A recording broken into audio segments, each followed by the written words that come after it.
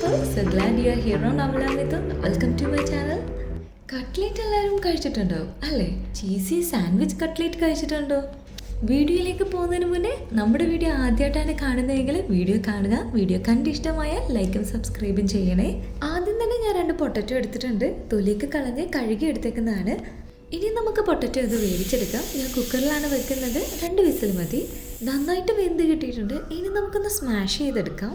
ചോപ്പ് ചെയ്ത് 2 ചില്ലി ഇട്ട് കൊടുക്കാം. 1/2 teaspoon chilli flakes, salt and add some coriander leaves. Then നന്നായിട്ടൊന്ന് മിക്സ് ചെയ്തെടുക്കാം. സോൾട്ട് ടേസ്റ്റ് അനുസരിച്ചിട്ടാൽ മതി. നല്ലതുപോലെ മിക്സ് ആയിട്ടുണ്ട്. ഇനി നമ്മളുടെ പൊട്ടറ്റോ മിക്സിനെ മാറ്റി വെക്കാം. 6 സ്ലൈസ് ബ്രെഡ് എടുത്തിട്ടുണ്ട്. ഇനി ഒരു ഗ്ലാസ്സോ അടപ്പോ ഉപയോഗിച്ച് ബ്രെഡിന് മുകളിൽ വെച്ച് നമുക്കൊന്ന് പ്രസ് ചെയ്തെടുക്കാം. ബ്രെഡിന് ഒരു റൗണ്ട് ഷേപ്പ് കിട്ടാൻ വേണ്ടിയിട്ടാണ്. ഇനി ബ്രെഡിൻ്റെ 4 സൈഡും നമുക്ക് മാറ്റാം. നല്ല റൗണ്ട് ഷേപ്പിൽ നമുക്ക് കിട്ടിയിട്ടുണ്ട്. ഇനി അതുപോലെ എല്ലാ ബ്രെഡും നമ്മൾ ചെയ്തെടുക്കാം. റൗണ്ട് ആക്കിയ ബ്രെഡ് എടുക്കാം.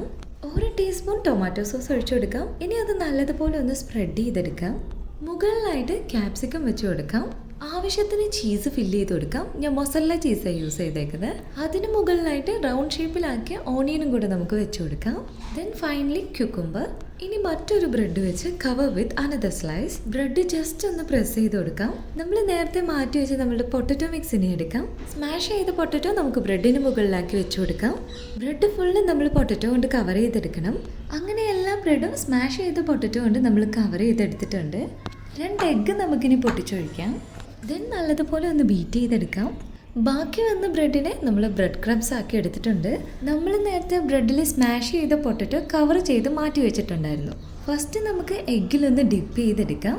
ദെൻ ബ്രെഡ് ക്രംസിൽ നമുക്കൊന്ന് കോട്ട് ചെയ്തെടുക്കാം. എല്ലാ സൈഡ്സും നമ്മൾ ബ്രെഡ് ക്രംസ് ആക്കി കൊടുക്കുന്നുണ്ട്. എല്ലാം നമ്മൾ ഇതുപോലെ കോട്ട് ചെയ്തെടുത്ത് കഴിഞ്ഞു. പാനിൽ ഓയിൽ ഒഴിച്ചു കൊടുക്കാം. ഞാനിവിടെ റിഫൈൻഡ് സൺഫ്ലവർ ഓയിലാണ് യൂസ് ചെയ്തേക്കുന്നത്. എണ്ണ നല്ലതുപോലെ ചൂടായതിനു ശേഷം ഇനി നമുക്ക് ഓരോന്നും ഇട്ട് കൊടുക്കാം. പാനിൻ്റെ വലുപ്പം അനുസരിച്ച് എനിക്ക് 1 ഇടാൻ പറ്റൂ. അതുകൊണ്ടാണ് ഞാൻ 1 ഇട്ടേക്കുന്നത്. അത്യാവശ്യം ഇത് നല്ല വലുതും കൂടിയാണ്. അപ്പോൾ അതനുസരിച്ചുള്ള പാൻ എടുക്കുവാണെങ്കിൽ അത്രയും നല്ലത്. ഒരുപാട് സമയമൊന്നും എടുക്കത്തില്ല. ജസ്റ്റ് 5 മിനിറ്റ്സ് മതി നല്ലതുപോലെ ഒന്ന് ഫ്രൈ ആയി കിട്ടാൻ വേണ്ടി.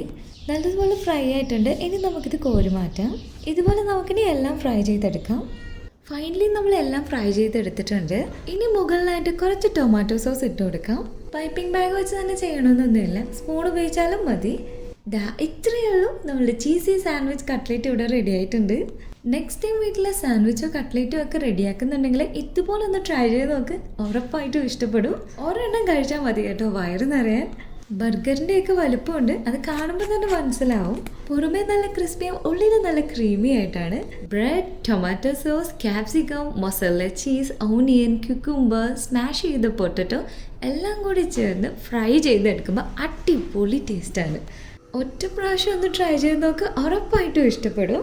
ചെറു ചൂടോട് കൂടി മയോണൈസിൽ ഡിപ്പ് ചെയ്ത് കഴിക്കുമ്പോൾ പറഞ്ഞറിയിക്കാനില്ല, അത്ര ടേസ്റ്റാണ്. വീഡിയോ ഇഷ്ടമായെന്ന് വിശ്വസിക്കുന്നു. വീഡിയോ ഇഷ്ടമായ ലൈക്ക് ചെയ്യുക, ഷെയർ ചെയ്യുക. കൂടുതൽ നല്ല റെസിപ്പിക്കായി നമ്മളുടെ ഈ ചാനൽ സബ്സ്ക്രൈബ് ചെയ്യുക. താങ്ക്